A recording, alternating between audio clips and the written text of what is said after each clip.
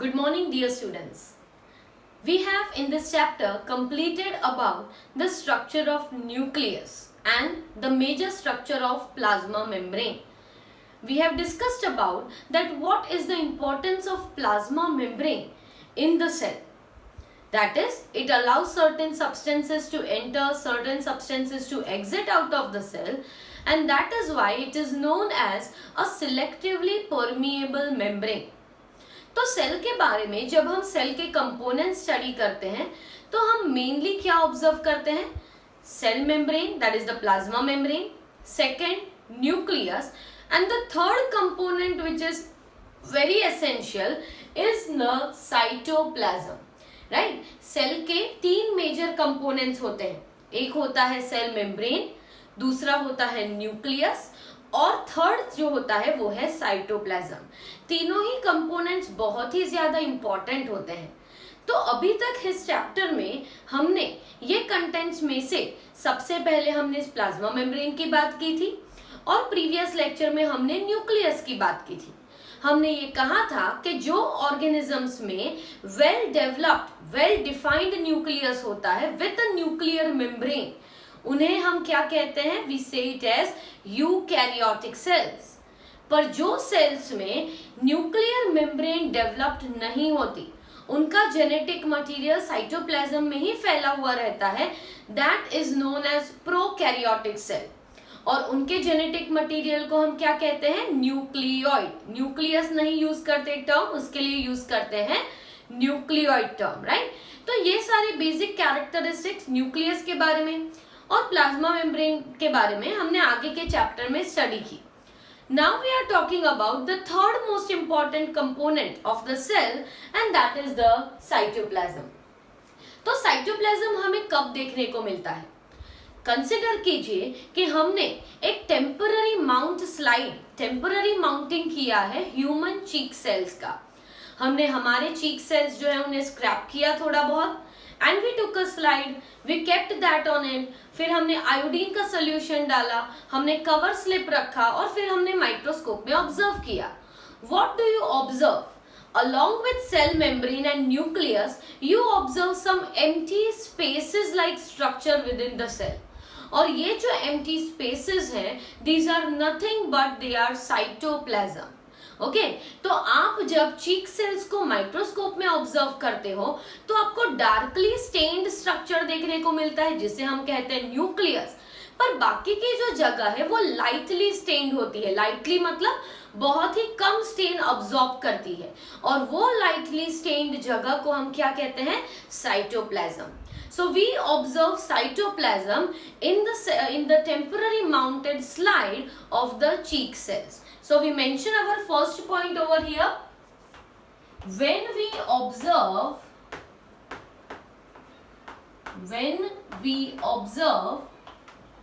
a temporary mount मतलब temporary slide बनाते हैं हम. राइट, दो तरह के स्लाइड बनाते हैं.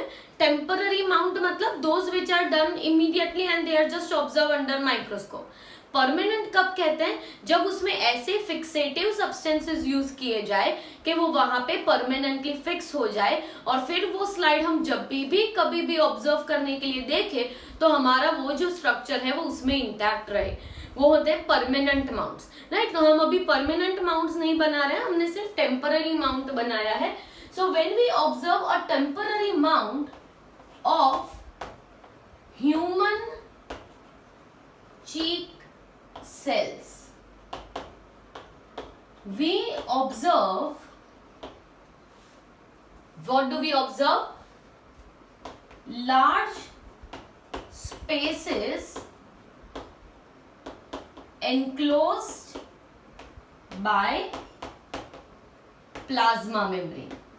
मतलब बाहर जो है वो प्लाज्मा मेम्ब्रेन है, बाहर की तरफ क्या होगा? प्लाज्मा मेम्ब्रेन, पर अंदर क्या है? एम्प्टी स्पेस है. राइट, तो वो जो स्पेस दिख रही है that space is going to be taking up the stain very less, इसीलिए वो कैसा रह जाता है? Lightly stain. जबकि डार्कली स्टेन क्या हो जाता है? न्यूक्लियस. ठीक है, तो हम न्यूक्लियस की बात नहीं कर रहे, we are talking about cytoplasm. So this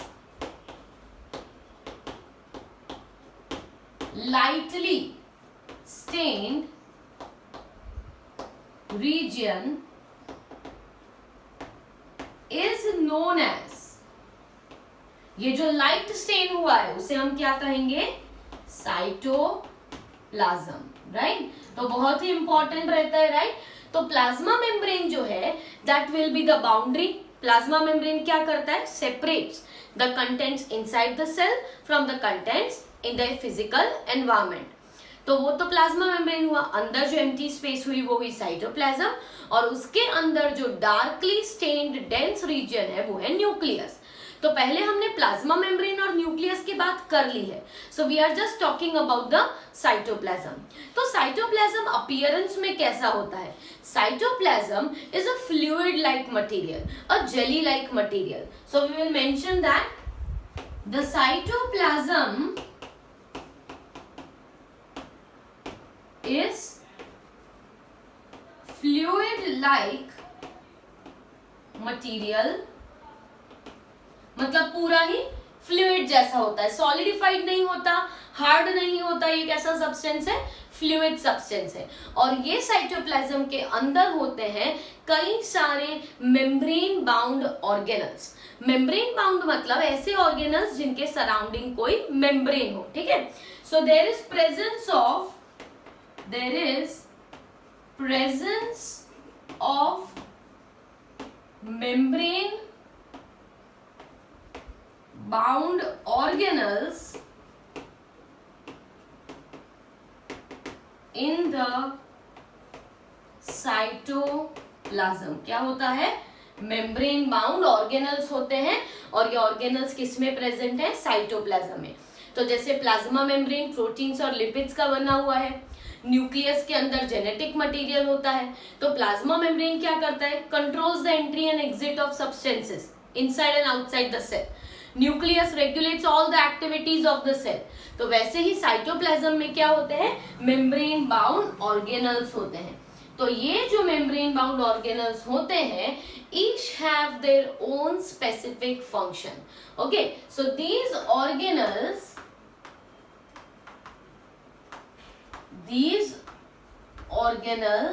have their specific function. उनके पास खुद का स्पेसिफिक फंक्शन होता है। ये सिर्फ ऐसे ही नहीं होते सेल के अंदर, हर एक ऑर्गेनल होता है उसका एक स्पेसिफिक एक्टिविटी होता है। So in this further topic we are going to discuss about that what are the different types of functions carried out by different organelles। हमने बात की कि कई तरह के organelles present होते हैं सेल के अंदर। तो ये कौन से होते हैं, which are they? We are going to list out all those organelles and then after we are going to talk about each organelle in detail। हर एक organelle का function क्या होता है, साइटोप्लाज्म में वो क्या काम करता है, इसके बारे में हम आगे स्टडी करते हैं, ठीक है। So now these organelles की बात कर रही, that organelles are also bound by the membrane। The organelles are bound by the membrane just like the plasma membrane। जैसे प्लाज्मा मेम्ब्रेन कैसी होती है, वैसे ही हर एक ऑर्गेनल के पास भी खुद की प्लाज्मा मेम्ब्रेन होगी, राइट। तो each organelle will be bound by membrane। तो जब हम ऑर्गेनल्स की बात करते हैं तो कौन से ऑर्गेनिजम्स में ये ऑर्गेनल्स नहीं होते, they are absent in which cells, prokaryotic cells. So prokaryotic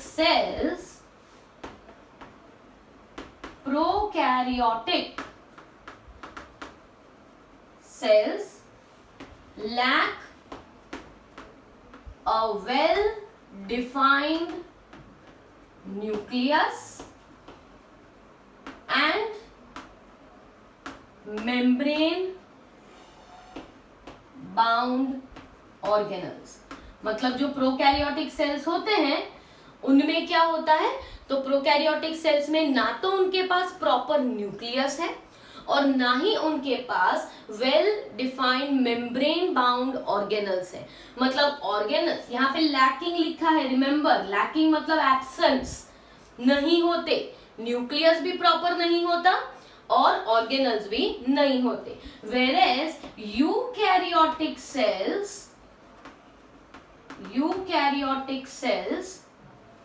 have a well-defined nucleus and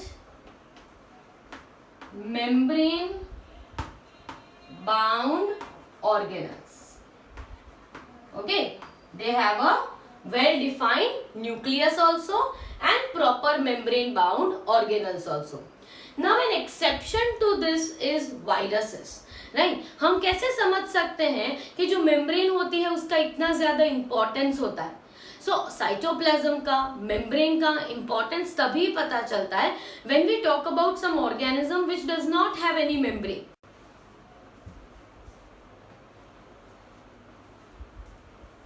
तो वायरसेस के पास जो होता है, ना तो उनके पास प्रॉपर वेल डिफाइंड मेम्ब्रेन होती है, ना ही उनके पास ये ऑर्गेनल्स होते हैं। तो वायरसेस जो होते हैं they do not exhibit any life. Viruses की लाइफ कब स्टार्ट होती है? Only when they enter into the host organism. किसी ऑर्गेनिज्म के अंदर एंटर होने के बाद ही वायरसेस मल्टीप्लाई करते हैं, राइट? क्योंकि उनके पास ना तो ऑर्गेनल्स होते हैं और ना ही उनके पास वेल डिफाइंड मेम्ब्रेन्स होती है। तो ऐसे ऑर्गेनिजम्स जिनके पास कोई एग्जिस्टेंस ही नहीं है, जिनके पास मेम्ब्रेन नहीं है, उनका क्या होगा? That they exhibit a life, they are non living when they are outside the body. So viruses are non-living when present outside the body of host। Host मतलब जिसके अंदर वो रहते हैं, ठीक है, उन्हें होस्ट कहा जाता है। तो वायरसेस का कोई एग्जिस्टेंस नहीं होता if they are present outside the body. The viruses will exist only once they enter into the host organism. So viruses will multiply once they enter the host cell। एक बार host cell में enter होने के बाद ही viruses multiply होते हैं। हम यहाँ पे वायरसेस की बात क्यों कर रहे हैं? क्योंकि वायरसेस एक ऐसे ऑर्गेनिजम्स हैं जिनका बॉडी के बाहर कोई एग्जिस्टेंस नहीं है, पर होस्ट सेल के अंदर आने पर ये होस्ट सेल के सारे ही न्यूट्रिएंट्स को ले लेते हैं। होस्ट सेल्स के जेनेटिक मटेरियल को खुद का जेनेटिक मटेरियल बना लेते हैं and then after they divide within the host cell. तो ऐसी प्रॉपर्टी क्यों है? क्योंकि ना तो इनके पास साइटोप्लाज्म है, ना ही इनके पास प्लाज्मा मेम्ब्रेन है और ना ही इनके पास ऑर्गेनल्स है। तो ये एक्सेप्शन होते हैं जब हम प्रोकैरियोटिक और यूकैरियोटिक की बात करते हैं। मतलब viruses are not included in prokaryotes also and not in eukaryotes also. तो अभी तक हमने साइटोप्लाज्म में देखा कि अगर हम चीक सेल्स की टेम्पररी माउंटेड स्लाइड ऑब्जर्व करते हैं तो हमें लार्ज एम्प्टी स्पेसेस देखने को मिलती है जो बहुत ही लाइटली स्टेन्ड होती है। ये लाइटली स्टेन्ड स्पेसेस को हम क्या कहते हैं? साइटोप्लाज्म कहते हैं। ये जो साइटोप्लाज्म है उसमें कई तरह के ऑर्गेनल्स प्रेजेंट होंगे और ये हर एक ऑर्गेनल्स का कोई स्पेसिफिक फंक्शन रहता है। ऑर्गेनल्स जो होते हैं उनके सराउंडिंग भी मेम्ब्रेन होती है। तो प्रोकैरियोटिक सेल्स में ना तो न्यूक्लियस होता है, ना ही ये ऑर्गेनल्स होते हैं। यूकैरियोटिक सेल में न्यूक्लियस भी होता है और ये ऑर्गेनल्स भी प्रेजेंट होते हैं। वायरसेस जो है they are non living when they are outside the body and they enter into the body, use all the equipments of our body and start dividing.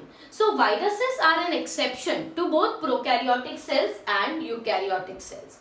So dear students, now we begin with the cell organelles. तो हम cell organelles की बात करते हैं और फिर हम slowly we are going to consider each organelle in detail.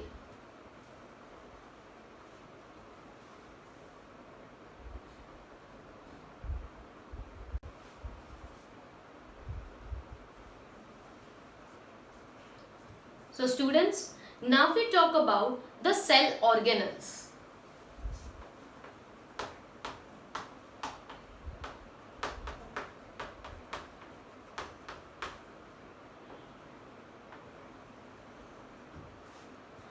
previously we have said that cell organelles will be tiny membrane bound structures, and these organelles will be helping out with several activities taking place within the cell. तो हर एक जो cell होता है it is having a membrane bound, and this membrane will be separating the contents inside the cell from the contents in the physical environment. So cells have a membrane which separates its own content from the physical environment, right?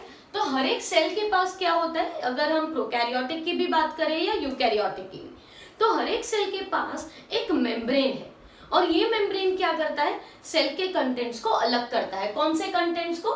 The contents which are present inside the cell, मतलब खुद के contents को separate करता है from the contents outside in the physical environment. So here there is a boundary which is separating these two contents. मतलब हम कैसे कह सकते हैं कि सेल अलग है बाकी के एनवायरमेंट से, क्योंकि उसके सराउंडिंग एक प्लाज्मा मेम्ब्रेन है, राइट?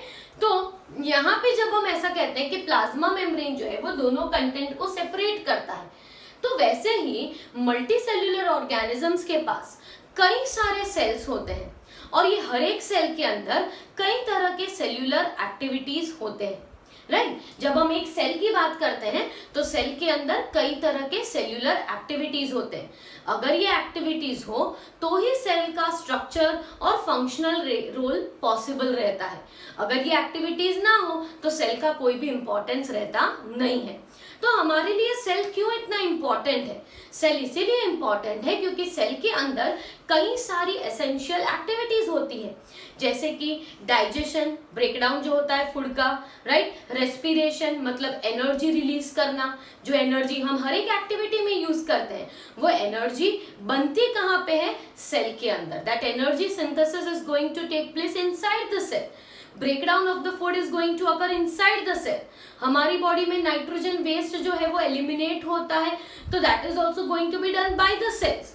तो सेल्स जो होते हैं वो कई तरह के कॉम्प्लेक्स एक्टिविटीज करते हैं, राइट? तो यहाँ पे हम मेंशन करते हैं that in complex organisms, that is multi cellular organisms, there are different activities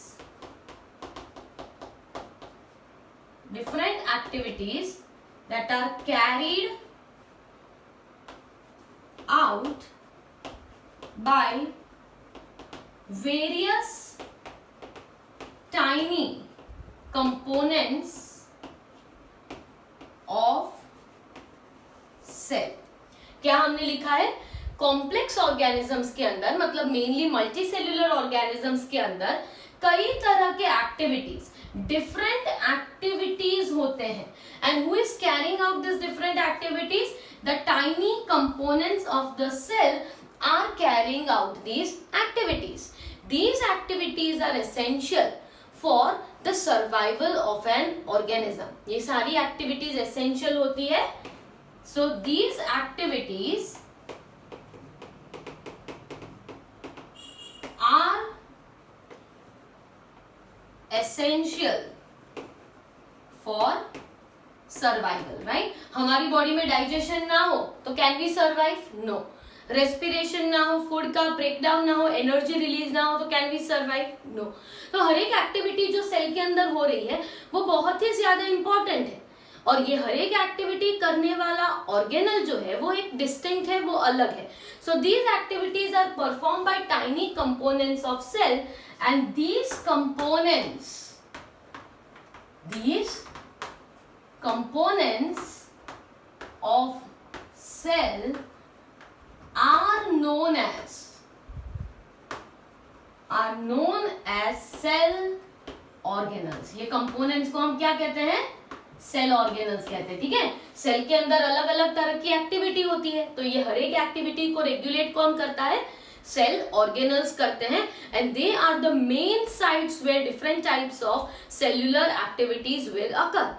And where are these organelles located? They are located in the cytoplasm. So we have studied about one such important organelle, that is nucleus. So now we are discussing about the other cell organelles. So these include cell organelles में कौन से आते हैं? Mitochondria,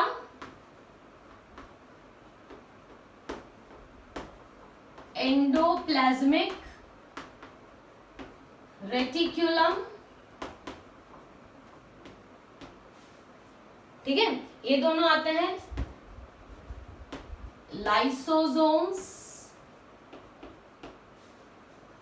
then after, जैसे कि हमने mitochondria लिखा है, वैसा ही एक दूसरा ऑर्गेनल है जिसे कहते हैं प्लास्टिड्स. प्लास्टिड्स भी प्रेजेंट होते हैं. तो ऐसे कई सारे ऑर्गेनल सेल के अंदर प्रेजेंट है. ठीक है, न्यूक्लियस भी एक सेल ऑर्गेनल है जिसके बारे में हमने ऑलरेडी डिस्कस कर लिया है. So this is a list of some of the cell organelles. So now we are discussing about the first organelle, that is endoplasmic reticulum. पर एंडोप्लाज्मिक रेटिकुलम को डिस्कस करने से पहले हमें एक एनिमल सेल का डायग्राम स्टडी करना पड़ेगा, तो ही हम जान पाएंगे कि ऑर्गेनल्स कैसे लोकेटेड हैं. So I am mentioning over here that this is the diagram of an animal cell. ठीक है, एनिमल सेल और प्लांट सेल अलग होते हैं, क्योंकि प्लांट सेल जो होते हैं उनमें प्लास्टिड्स प्रेजेंट होते हैं जो ग्रीन कलर के पिगमेंट्स कैरी करते हैं, जो होता है क्लोरोफिल. तो प्लास्टिड्स जो हैं वो सिर्फ प्लांट सेल्स में प्रेजेंट होते हैं और एनिमल सेल्स में नहीं होते. राइट, तो वैसे ही हम जब बात करते हैं that there are different organelles in different cells, mostly सारे ऑर्गेनल्स सेम ही होते हैं, पर प्लास्टिड एक ऐसा ऑर्गेनल है जो प्लांट सेल्स में होता है पर एनिमल सेल्स में नहीं होता. ठीक है, तो यहाँ पे हम मेंशन कर रहे हैं some of the labellings. So now what you are seeing on the board is a diagram of animal cell. It is a diagram of animal cell. So let us now label some of the parts of it. ठीक है, तो सबसे पहले बाहर जो boundary है, इस boundary को हम कहेंगे plasma membrane. What is this boundary known as? Plasma membrane, जो हमने कहा कि सेल के कंटेंट्स को अलग करता है फ्रॉम द आउटसाइड. तो सबसे बाहर है वो है plasma membrane. Now with plasma membrane के बाद पूरा ही ये जो कैविटी है, पूरा स्पेशियस जगह है, इस जगह को हम क्या कहते हैं? Cytoplasm. It is known as cytoplasm, जिसके बारे में हमने अभी आगे बात की. अब आप ये देख सकते हो कि यहाँ पे सेंटर में जो लोकेटेड है वो एक लार्ज स्ट्रक्चर है, डबल मेम्ब्रेन बाउंड स्ट्रक्चर है, और इस स्ट्रक्चर को हम कहेंगे nucleus. This is known as nucleus. पर न्यूक्लियस तो पूरा ही है, ये पूरा ही न्यूक्लियस है, पर न्यूक्लियस के बाहर जो बाउंड्री दिख रही है उसे हम क्या कहते हैं? Nuclear envelope. न्यूक्लियर एनवलप मतलब न्यूक्लियस की मेम्ब्रेन. राइट, और हमने ये भी बात की थी कि न्यूक्लियस में क्या होते हैं? छोटे ओपनिंग्स होते हैं, पोर्स होते हैं, जिन्हें कहते हैं न्यूक्लियर पोर्स. और न्यूक्लियर पोर्स से न्यूक्लियस के अंदर का कंटेंट कहाँ जा सकता है? साइटोप्लाज्म में, और साइटोप्लाज्म का कोई एसेंशियल कंटेंट न्यूक्लियस के अंदर आ सकता है through this openings called nuclear pore. अब ये जो स्ट्रक्चर आप देख रहे हो, this elongated S like structure, this is known as endoplasmic reticulum. This structure is called endoplasmic reticulum. ये एंडोप्लाज्मिक रेटिकुलम दो तरह का होता है. एक, जिनके सरफेस पे आप ये डॉट जैसा स्ट्रक्चर देख रहे हो, तो ये जो डॉट जैसे स्ट्रक्चर के साथ है इसे हम कहेंगे रफ एंडोप्लाज्मिक रेटिकुलम. ER मतलब एंडोप्लाज्मिक रेटिकुलम. रफ तब कहा जाता है जब उसके सरफेस पे राइबोसोम्स होते हैं. ठीक है, राइबोसोम्स एक और ऐसा ऑर्गेनल है पर उसके सराउंडिंग कोई मेम्ब्रेन नहीं है, इसलिए वो एक नॉन मेम्ब्रेन बाउंड ऑर्गेनल है. So ribosomes when attached to endoplasmic reticulum उसे रफ एंडोप्लाज्मिक रेटिकुलम कहते हैं. और ऐसे भी एंडोप्लाज्मिक रेटिकुलम होती है जिसपे कोई राइबोसोम्स नहीं होते, तो उसे कहा जाता है स्मूथ एंडोप्लाज्मिक रेटिकुलम। ठीक है, तो एक हो गया एंडोप्लाज्मिक रेटिकुलम, हमारा एक ऑर्गेनल हो गया। हम एंडोप्लाज्मिक रेटिकुलम के बारे में डिटेल में नेक्स्ट लेक्चर से स्टार्ट करेंगे। आज सिर्फ हम देख लेते हैं कि कौन से ऑर्गेनल्स दिख रहे हैं इन एन एनिमल सेल। ठीक है, तो हमने एक ऑर्गेनल देख लिया न्यूक्लियस, दूसरा हमने देख लिया एंडोप्लाज्मिक रेटिकुलम। ठीक है, अब ये जो आपको स्ट्रक्चर देखने को मिल रहा है that is mitochondria. Mitochondria is known as the power house of the cell, क्योंकि ये एक ऐसा ऑर्गेनल है जो एनर्जी फॉर्मेशन का काम करता है, इसीलिए उसे कहा गया है power house of the cell. फिर आप देख सकते हो कि यहाँ पे छोटे छोटे राउंड स्ट्रक्चर्स हैं जिन्हें हम कहेंगे लाइसोसोम्स, जिन्हें हम कहते हैं लाइसोसोम्स। तो लाइसोसोम्स भी एक ऐसा इंपॉर्टेंट ऑर्गेनल है। ये जो छोटे डॉटेड ग्रीन स्ट्रक्चर्स हैं these are the ribosomes. Ribosomes दो तरह के होते हैं, साइटोप्लाज्म में फ्री भी होते हैं और किसी ऐसे ईआर के पर अटैच भी होते हैं, दोनों तरह के होते हैं। फिर आप ये जो ग्रीन स्ट्रक्चर यहाँ पे देख सकते हो that is known as Golgi bodies. It is known as Golgi body. I have not mentioned over here, मैं यहाँ पे लिख देती हूँ गोल्गी बॉडी। तो गोल्गी बॉडी भी इतना ही एसेंशियल ऑर्गेनल है जिसके बारे में भी हम डिस्कस करने वाले हैं। और ये एक स्ट्रक्चर दिख रहा है उसे कहेंगे सेंट्रियोल। सेंट्रियोल तब काम लगता है जब सेल को डिवाइड होना होता है, when the animal cell has to divide into 2 new cells, तो सबसे एसेंशियल ऑर्गेनल है सेंट्रियोल।